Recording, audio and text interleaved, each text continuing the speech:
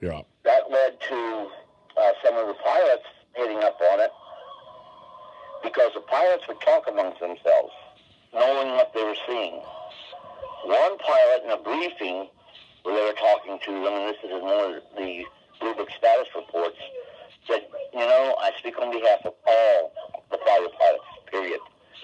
But if I was flying wingtip to wingtip with a UFO, I would not report it for fear of ridicule and it having a major impact on my career as an Air Force officer. That caused alarm. And the Battelle Memorial Institute, who was working on Project Stork in preparation for Project Blue Book Report number 14, made a point of addressing that and saying that it was a very dangerous situation because pilots could possibly see enemy aircraft of unusual configuration coming into the U.S. For a sneak attack and simply ignore it because they were afraid of reporting something unusual and it would have an impact on their career.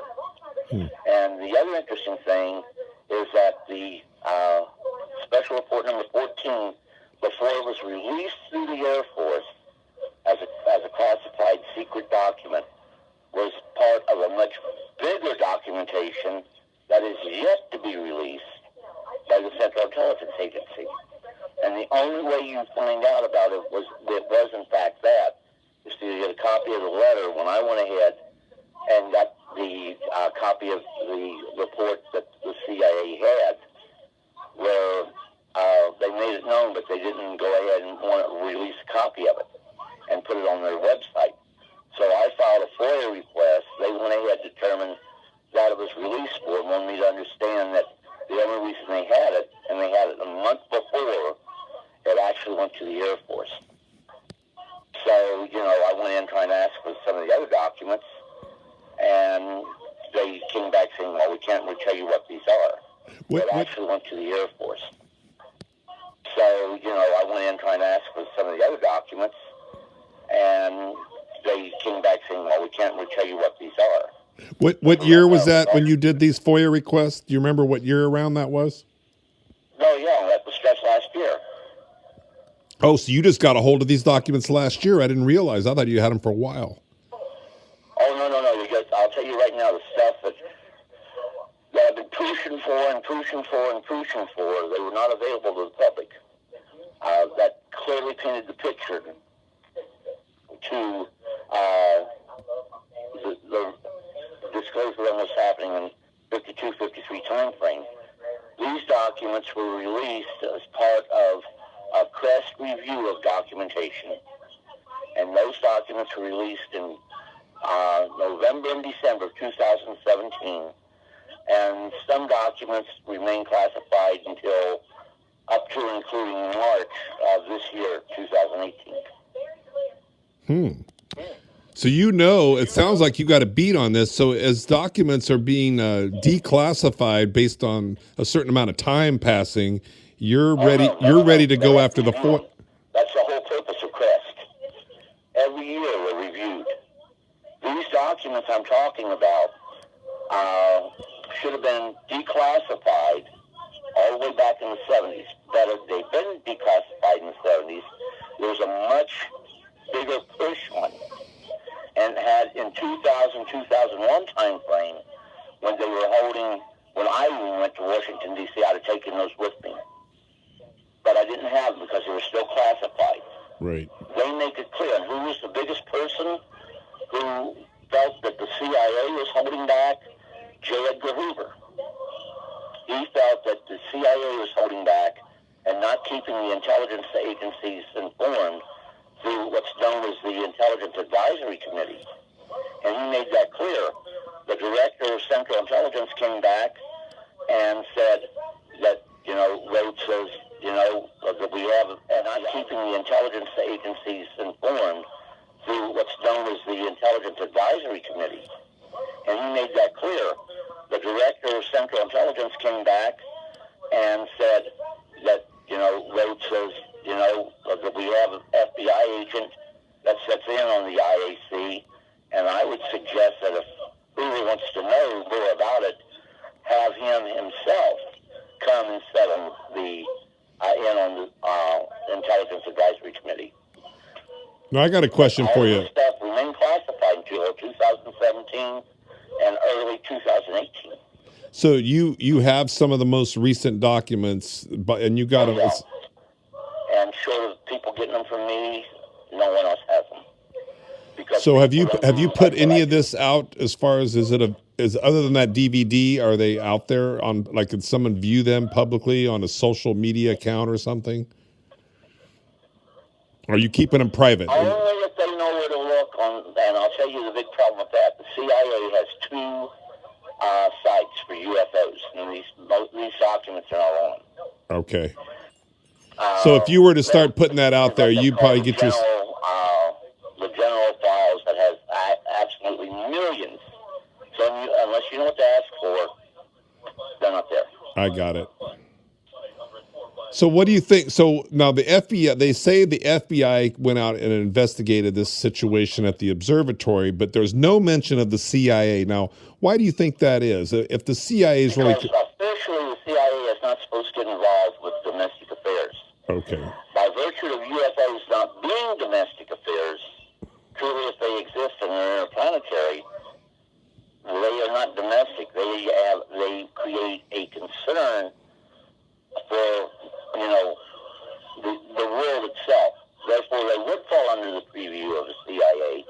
And actually, it's the Office of Scientific Intelligence that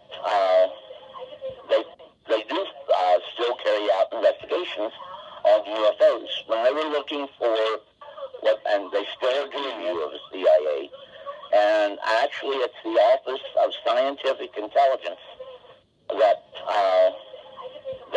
they do still carry out investigations on UFOs. When they were looking for and they still are doing it, but when the guy came out and talked, said he wasn't happy with them not telling the American people the truth, so he quit. When he came out, he actually is working with the DIA, who is, one of the arms that has to report to the OSI. But what happened was that they went ahead and he came out and says, I quit. But what they were doing, they were calling them advanced unconventional aircraft. And they said, no matter how crazy it sounds, we want the fullest reports as possible on these unconventional, advanced unconventional aircraft that we pick up on radar, make visual sightings of, and we have fighter intercepts on these objects. Well, he went ahead, and he's never told they were interplanetary. When one of the reporters asked, do you think the possibility that some of these objects are interplanetary spacecraft? And he went ahead and says, speaking only for myself and only in my own opinion, I believe some of these things are in fact interplanetary spacecraft piloted by a highly technically advanced civilization far above that of our own civilization. Who was it that said that? The guy that went ahead and broke the news back in December of last year.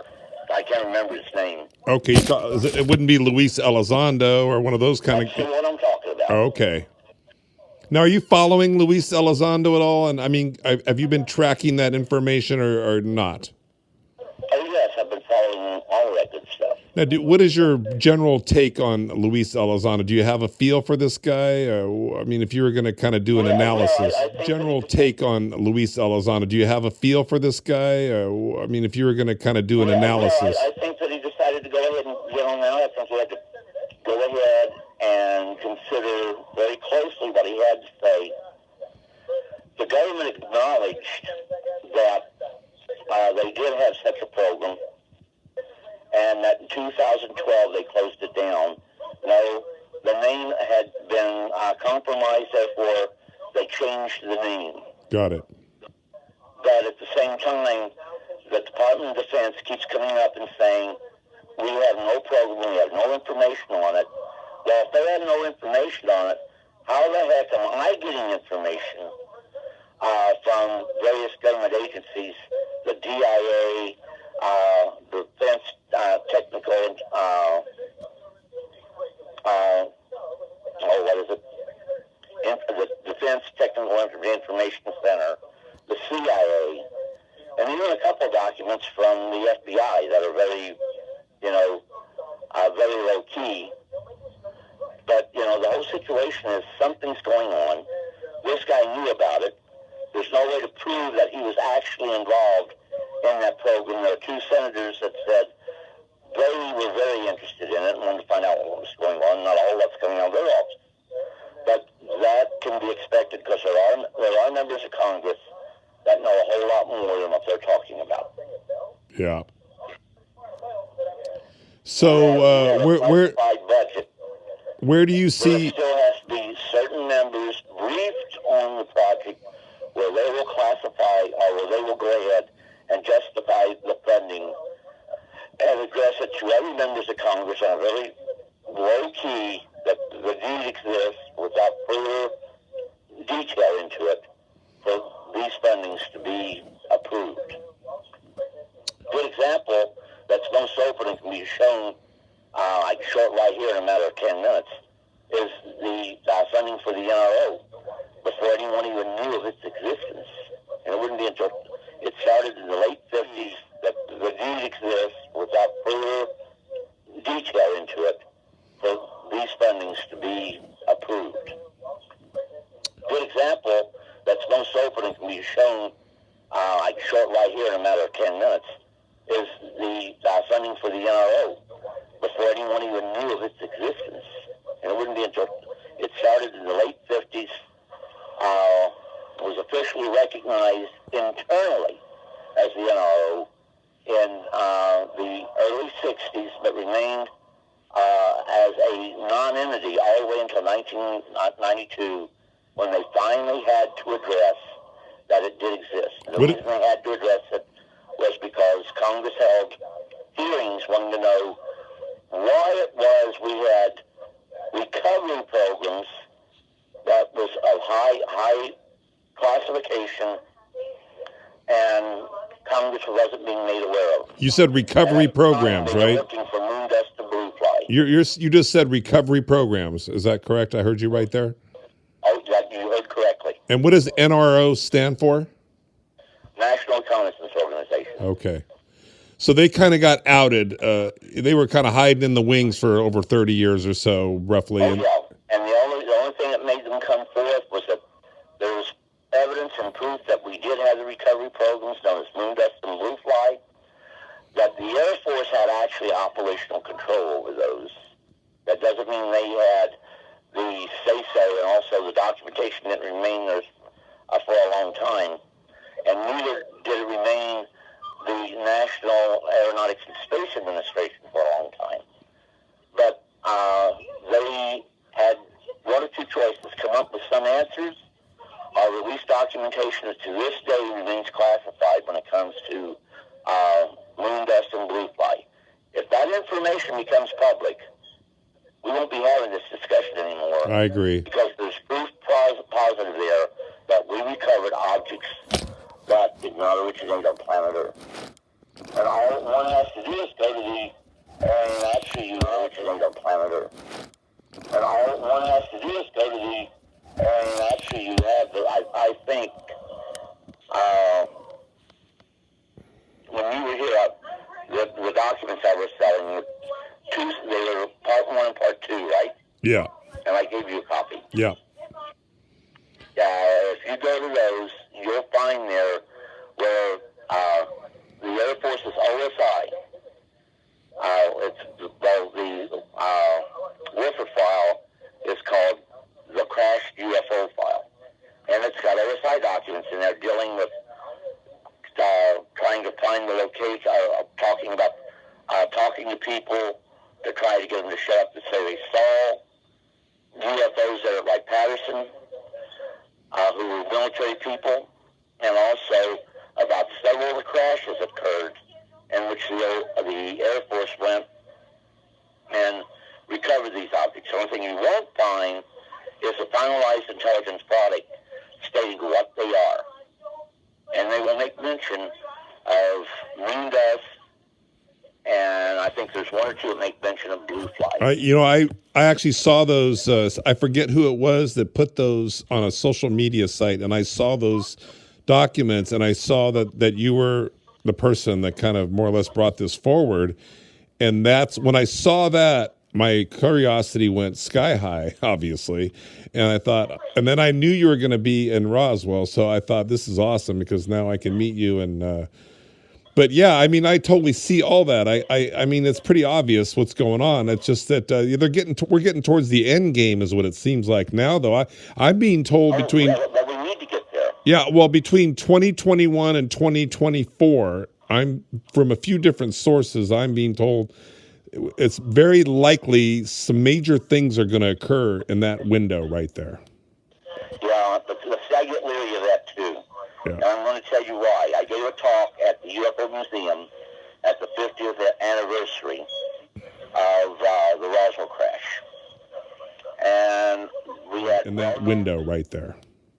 Yeah, but I get leery of that too. Yeah. And I'm going to tell you why. I gave a talk at the UFO Museum at the 50th anniversary of the Roswell crash.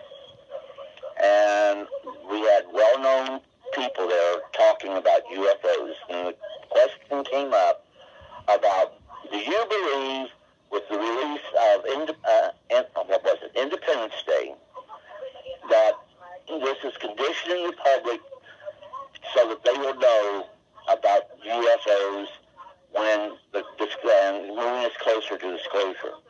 Well, no, that was a real nice update of War of the Worlds, only in this case it wasn't a germ virus or a mycological virus that killed the Martians.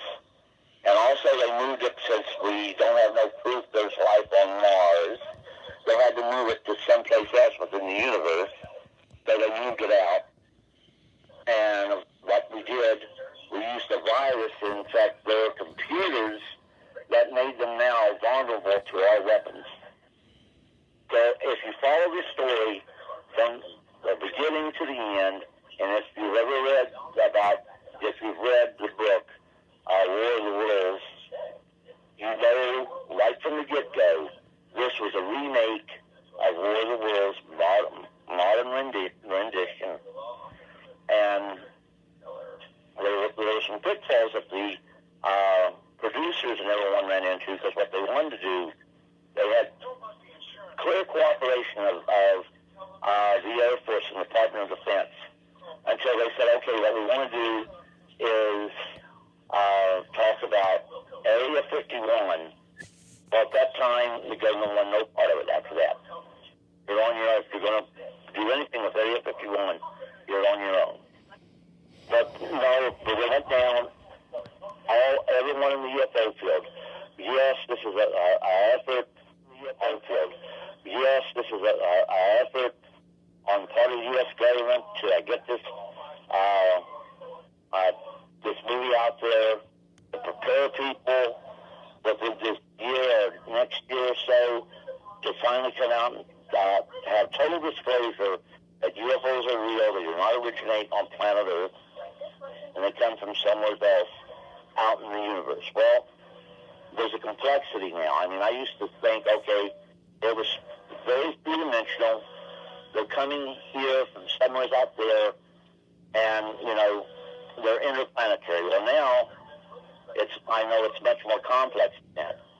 We don't have only people coming here from other planets from our galaxy, our galaxy and our solar system, but multiverse. They're coming from other places that don't even, I hate putting it this way, but it's the only terms I have, that are not even within our space-time continuum as what our universe is. Then when you go ahead and look at our universe, the vastness of the darkness that the Big Bang took place in, other Big Bangs took place in, there's more than one universe out there, and the whole situation is that it's so difficult for us to fathom. And there's been life has reoccurred, and you know I'm Catholic, so I definitely believe that no matter how you slice it or dice it, God comes into play. And I think they know more about the existence of God than we do. And when you hear me say that if you were to ask one of them, they would say, we can't tell you which religion is true and correct, but that which you call God exists. I mean, believe me, I ask about their viewpoints and beliefs in God. And also, and use common sense and think about this.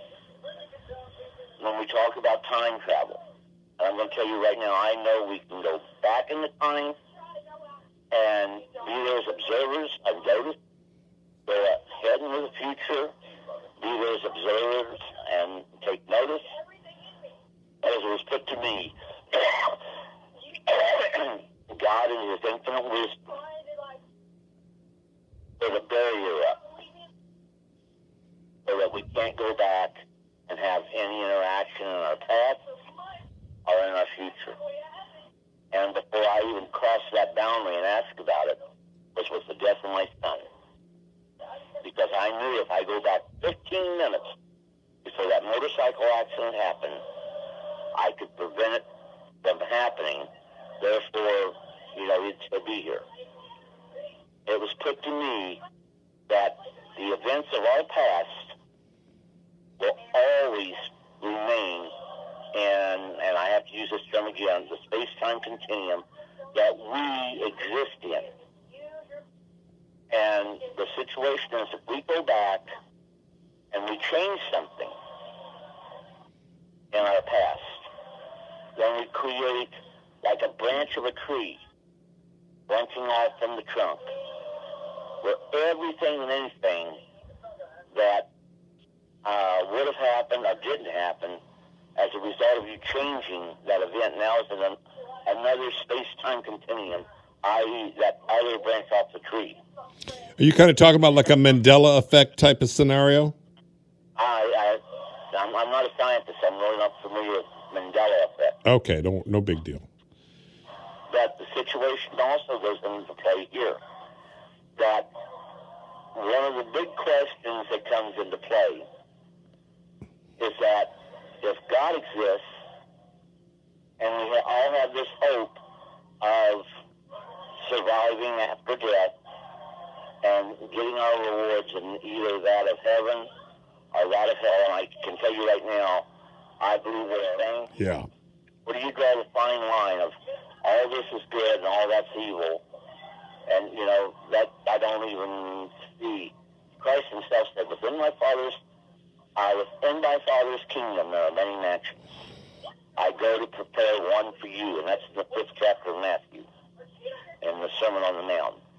So, here he goes, and he talks about that. Well, the one thing within our understanding is if you have many altered states of other dimensional realities in which all of us exist unless something happened that took us out of the picture. But, if you were there when you go back and change an event and you're still coming on in the future, right, all of us are still there. The big question is, you exist in now, 10 multiverses, 100 multiverses, 100,000 multiverses, and now if this is so, now we have a dilemma. You're the same person in each one of those. The question is, do you share the same soul?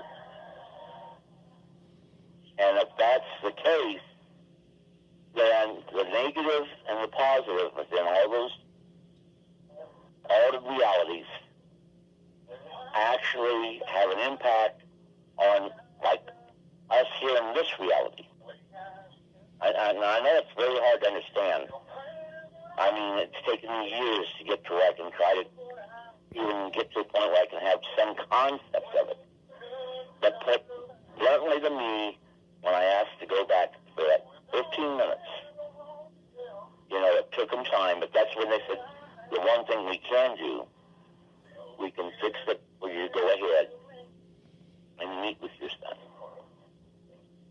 But also they told me that even, with their advanced understanding of the perception of God, that's when they said, the one thing we can do, we can fix it for you to go ahead and meet with your son. But also they told me that even, with their advanced understanding of the perception of God, that there are certain forbidden questions that while my son and I were meeting on this side of that veil, which we call heaven, I would remember everything. If I crossed over with him on the other side of the veil, when I returned, I would remember nothing about what took place on the other side of the veil. And I found that to be very true. And, that's where I have a problem about going back and forward in the future. Now, I know people claim to have done this. Have you ever met Andrew Bashago, Clifford? What's that? Have you ever met Andrew Bashago? I know of him. We had an exchange of words He's going to... on the internet. All right. I don't know, you may be aware of this, but in Albuquerque on the 25th of October through the 28th, there's a major conference. Are you involved in that, or are you aware of that? No, I'm pretty much a maverick. I refuse to let anyone to live my mind rent free. And I have to do that because I know there's a lot of stuff out there that's below me. And as soon as you go ahead, and who wrote the whipping? I can't remember his name. The what? He said he was abducted. Travis Walton. The whipping. The whipping. I'm sorry, I'm not. I don't remember. I'm not recalling this one. Well, then he wrote a couple of books. He wrote the book Communion. Oh, Whitley Strieber. Whitley Strieber. Yeah. Yeah, he even stated that he never met such a ferocious, greedy group of people than those within the UFO field. Yeah. And that he never met such a ferocious, greedy group of people than those within the UFO field. Yeah, I hear you. Well, when I was in the military, I started to go ahead and start talking. When I was in Germany, I started to send stuff. And the guy, I can't remember his name, he was in West Virginia, Clarksburg, West Virginia. You're not about Greer, are you? These people, who was it? Gary Barker, that was the name. What was the name? I'm sorry, I missed that. Gary Barker. Gary Barker? Gary Baker. Gary Baker. Clarksburg, West Virginia. Okay. I can tell you right now, I sent him 16 millimeter films of UFOs. I sent him documentation that no one else had. I didn't keep copies because I figured they're really trying to get to the truth. I need to help them. Well, I found out later on from the guy that did Saucer News, he just liked to have fun with it. He did this, did that. And that's really what it tore my insides at that time. Oh, wow. I know there are people in the UFO field that are truly trying to get answers and trying to get to the truth. But at the same time, I know there's a lot of people that I even offered a couple, and I'll tell you what, you go ahead, because a lot of people say, yeah, I'm making a lot of money, but you've been here, you know better. Right, I do know better. But I told them, I'll go ahead and I will share my, and I still have them, I got them right here at the house, my income tax returns with yours. The personal information, will knock some of that stuff out, and we'll post them. Let people decide for themselves if we're making any money. Every penny I make on the book or the CDs or anything like that, trust me, I claim it on my income tax. And it's not a whole lot. I mean, Right now, I'm not even paying taxes because I'm on limited income. Even when I include these funds that I make, because it's, it's not $10,000. And Air Force airmen that worked there at the station, because it was multi-service that hit up on, because it was the Armed Forces Network. When I went there, they told me, well, but you need a 3/4 inch beta cassette deck, and we can make a copy of it for you. And I'm thinking, where am I going to get that? Well, there's Diane Bastica and Diane Oakes that work for the Public Affairs Office at Hannah Milcom. And they said, well, wait a minute, we can get one of those for you. So we got it, went back, and they told me, oh, they have to locate it before they can do anything. The airman went ahead, followed me, and it was Diane Bastica was with me as we started to go out, and said, you're never going to get that. Then he told me what happened. He said they came there and hit up Lee Herbs, and we want everything you got. And you'll never make any mention of the fact we ever came here and got it, or that we were ever here. Okay, I just told you the story. If you start doing some background, they're in Hanau Milcom, 1980, October 1980, and we're at AFN TV in Frankfurt. You're going to get bits and pieces of information. You're not going to get the whole story. But do you think any people in the field are doing that? No. People who are in a position of doing it, are they doing? No. And the whole situation is, I'd love for them to do it. When they came out with the Majestic 12 material, first I'm thinking, oh my God, this stuff is real. It even depressed me in the one document that was talking about they created Christ. Oh, God. And I can show you the MJ12 document. Really? They actually try to suggest that. Got it. Anyhow, I went ahead. That right there turned my stomach. I'm thinking, this can't be real. Now, what do I know about MJ12? Well, MJ12, and I got the documentation to back me up on this, was actually created. This can't be real. Now, what do I know about MJ12?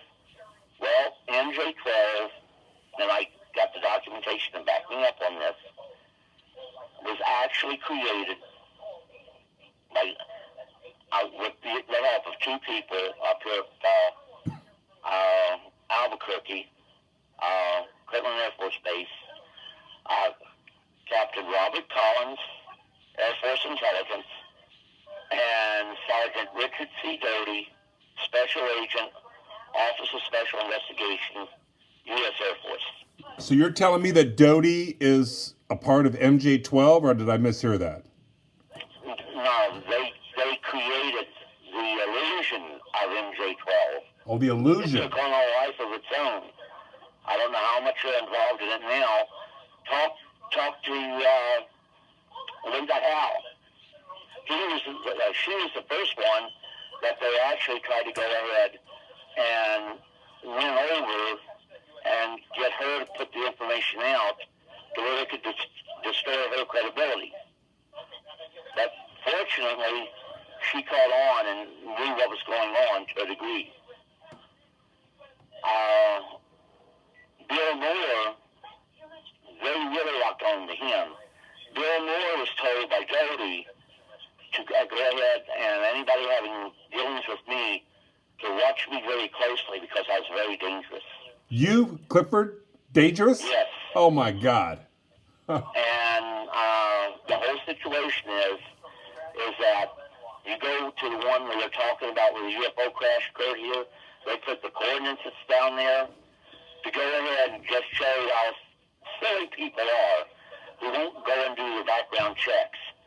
You know where the coordinates points out?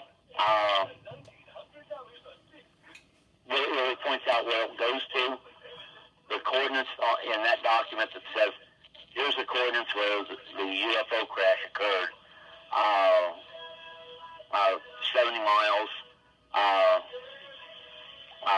Moon dust and blue fly activated. The names have been changed now because we exposed those names. The The program still exists, but the names have been changed. But when you know when those programs have been activated, you look to see who among the National Security Council is on standby in the White House, in what they call the White House Situation Room. Because from flash to bang, they're there until we get notified of the crash. We go out, we cover whatever went down, and we're out of the area. We're there. Then they do the after-action report based on the information fed to them from the field. Let me ask you. You have the names of those people, then you have the people that are not known as MJ-12. MJ-12 was a takeoff from MAGIC, the code name for the program to decipher the German and Japanese codes during the Second World War. Okay, I get it. So there was a group. There was a group of people. Make one thing clear. Okay. Paul Benowitz, who played heavily into the situation with Doty and Collins, and we thought the world of them. But yet, the things they put him through ultimately led to him taking his own life. But I called to the provost marshal out there, and, there's a document about Benowitz being permitted to bring his material in and discuss his material before a group of officers and some scientific personnel right there at Kirtland Air Force Base. It was Colonel Edwards, and he was the provost marshal. I called him, and he refused to talk to me at his office. He gave me his home phone number at that time, says, call me at home, and we'll talk.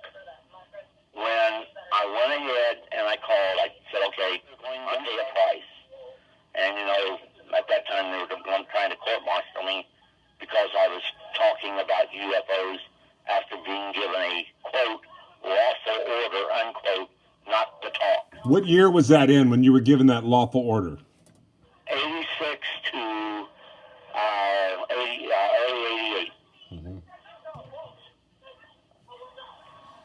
I got all the files on that. Did you actually get a chance to meet and speak to personally guys like Benowitz and Moore and Doty or any of those guys? Did you ever have They any? had dinner right here. Pardon me? They had dinner right here at our house. All of them? Yeah, except for Benowitz.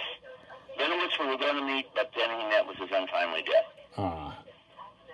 Who would have introduced you to Benowitz? Who was the person that would have brought Benowitz to your home?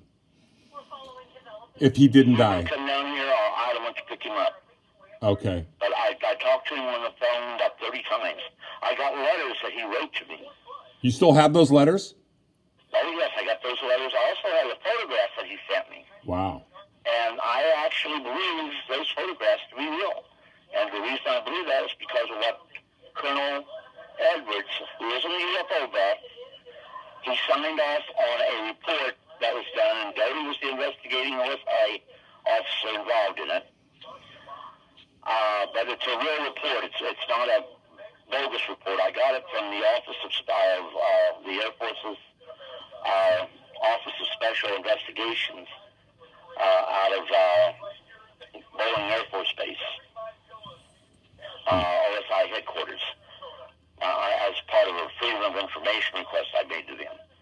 But Edwards himself told me, when I asked him, what do you think of Benowitz and what he's stating? He says, I can't go into that, but I will tell you one thing. Benowitz is involved investigating something that is not found in nature. And that is a direct quote. Wow. To myself for I don't know how many years. Because it was in 87, I think I talked to him. And him being in the military and being an officer, I did not want to do anything that would put him in harm's way. Now, for all I know, he may even be dead, but I know he's retired. So now I could talk about it, and I don't have his permission to use his name, but I think that's a moot point. The whole situation is anybody takes my voice with what I'm saying, puts it on voice stress analysis, or you can give me a lie detector test. It would show at least I believe what I'm saying to be true, because it is the truth. Yeah. Well, but you got so many people, like I had people, well, if you would say Corona was gray, more people would believe you. What am I supposed to do? Change the truth to make it a more acceptable story to other people? Right. And if I would go ahead and say, okay, I believe this and that about certain protocol within the scientific community, because people can understand that. Don't talk about traversable wormholes. Well, hey, I was one of those idiots that didn't know the difference between antimatter and negative matter, and the dramatic impact it had on the propulsion systems that they use when those were used as their fuel resources. I mean, it's a billion times more efficient with negative matter than antimatter. But I didn't know that, and for some odd reason, our visitors didn't want me to know it. When I stumbled upon it, they want me to know that now you know some information that is very, very dangerous. I still don't understand why it's dangerous. It adds more to the validity and truth. They want me to know that now you know some information that is very, very dangerous. I still don't understand why it's dangerous. It adds more to the validity and truth of what's going on.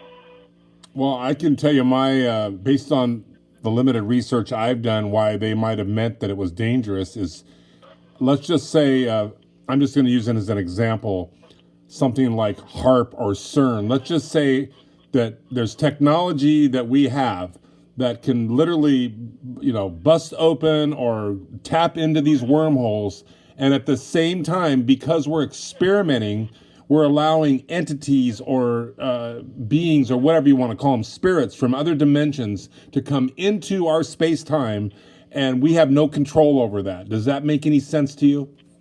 Oh, absolutely. We're working on that. The Super Collider has been working on that. How much do we really know what we actually truly accomplished versus what we deny, and versus what we say we did as opposed to what we really have done? I have no idea. I'm going to guess probably 10% is the truth, maybe. Oh, absolutely. There's a whole lot more we've done than what we've said. And I mean, I can remember when I was in high school, if you were talking about anything dealing with quantum mechanics, that was a pseudo-science. It was not to be taught in school. I did a paper on UFOs and about them using traversable wormholes when I was in the 8th grade. Are you serious? I'm very serious. What year? Hold on. Wow, I didn't know this. What year was that in? 8th grade? That was in, I graduated in 68, so it was about 64. So in 1964, you wrote a paper in the 8th grade about traversable wormholes and aliens and things of that nature. Yeah, I got an F on the paper. Oh my God, how many pages was that paper? It was something like, I think, 17, 18 pages. Wow. I'm going to guess that you probably still... Common Committee report was done. It's all going to be coming out anyhow. Then you'll have the satisfaction of going back with all these people who gave you a hard time about believing, and I couldn't deny it. I mean, if it meant being laughed at, if it meant for people being calling me crazy and all that, even as a guy, I could not deny what was going on. And I refused to deny it. But then I got in the military, then I went ahead, got involved with NBC, and I can show on like 2-1 where I supposedly spent a whole year at Fort McCollum, Alabama. It was 3 weeks because it was a 3-week course. And when I was TDY there. Well, one, you can't go more than 179 days TDY. You can't go a whole year. The other thing is, if I was TDY for a whole year, why does my medical records have documents in there where I went to the dispensary there at the 36 Civil Affairs? Why is it that from the time I got there in January of 69 at the 36 Civil Affairs, I'm there until I leave in January of 70 on my way to Vietnam? Why is that? I want to ask you a quick question. So when you got to Vietnam, were there people there that you interacted with that had been there since 68? There were people there that, see, when we went inside of Gilly Babin, the Black Virgin Mountain, Right. And we found out what, we first thought was some type of strange laboratory with the VC and VA set up. But then we realized it was of extraterrestrial origin. There were people there I was interacting with. Now, when the people picked me up out there at the rubber plantation, I don't give a darn what anyone says. It was they run what anyone says. It was they worked with the Michelin rubber plantations, and I didn't find out until about 2 years ago that members of my family on my side own part of that plantation now. Really? Yeah, I mean, that's what shocked me. I wish I knew that before. Wow. But no, I mean, I had Kevin Randall come here. I was stationed at Ping An Base Camp, and there is no rubber plantation out there. I said, all I can do, tell you, walk out the main gate, make a right, walk down there about 3/4 of a mile, off to your left is that rubber plantation. Then he said, I wouldn't know. I never walked off the base camp. And, well, I did that many a time. But the whole situation is, it's there to this day. Do you think anybody went to go check it out? No. But the whole situation is that that's where they picked me up and they said, what kept you? You're late. And that was the guy I always called the colonel. I didn't even know it was coming out tonight. But he knew. So they were waiting, and we went ahead. We took the chopper. There were 4 choppers, I believe, involved with this. All blackout flight. We landed. We got out. We went in. We got so far back that our radios didn't work, our Prick 25. So we set up a person there with a Prick 25 as far back as we could go. Then if we needed to send anything out to people that was on the outside, we would send a runner back to where we have the radio, where we could radio back outside. And that's the way we did it with relays. But, I went ahead, we got back there, all of a sudden, it got as white like you were in a picture of aluminous milk. You could hold your hand up right by your nose, you could not see your hand. It was just like total white. Now, was this like a fog? Was it a mist or a fog, or what would you call it? It was crystal clear. I mean, it sounds crazy, right? Not where it's hurting your eyes or anything, but like the inside of a white light bulb. So I'm going to guess you had no idea before you got dropped off there what you were going to be walking into. No. Not a clue. They said we were going to go back there, and I'm thinking, what the heck do you guys need me for, and what am I even doing here? But anyhow, what happened is I finally went ahead, and I got this terrific pain in my head, and I had that before there at the Pentagon. But then I went down, I passed out, that's the last I remember. Then I remember coming to, I'm on the outside, and my right eye, or my left eye seems really messed up. I can't see anything, it hurts, and it was patched up. And the guy that I always called the colonel, I said, how'd you guys get me out of there? And he said, we didn't. We just found you lying here. Wow. And I said, then how did I get out? And he says, that's a question all of us would like to know. But no one got killed. Everyone got out of there okay.